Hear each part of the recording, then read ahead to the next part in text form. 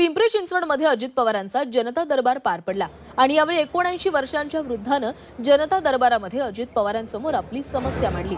या आजोबांनी पिंपरी चिंचवड पालिकेच्या प्रशासक काळामध्ये झालेला कारभार मांडलाय।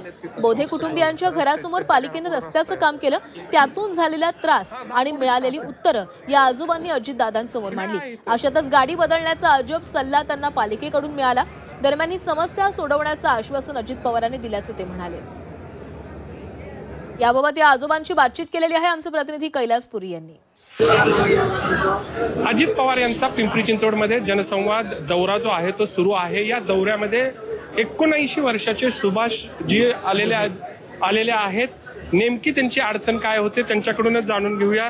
अजितदादांची भेट घेतलेली आहे, काय अडचण होती, काय तुम्ही त्यांच्याकडे मागणी केलेली आहे? जो रस्ता पूर्वी घराला टच रस्ता होता डांबरीकरचा, तो नंतर ते म्हणले आम्हाला सिमेंट कॉन्क्रीट रस्ता करायचा।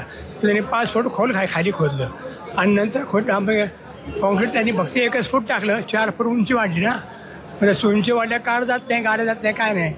आणि रस्त्यात पावसात पाणी थांबतं, तर त्यांना म्हणलं आम्हाला ते रस्त्याची उंची वाढून द्या, 2 फूट वाढले तर पुष्प आहे की मी पाहतो का एवढ्या 3 वर्षात त्यांनी जर नसेल केलं तर मी पाहतो म्हणणे काय आहे। तुम्ही समाधानी आहात का की ज्या पद्धतीने अजित पवार तुमच्याशी बोलले तुम्ही ठीक आहे? आता लगेच कुठल्या गोष्टी होणार नाहीत हे आपल्याला समजतं ना, आणि ते सगळ्यांशी संपर्क साधून काम करतील ना। कैलास पुरी, झी मीडिया, पिंपरी चिंचवड।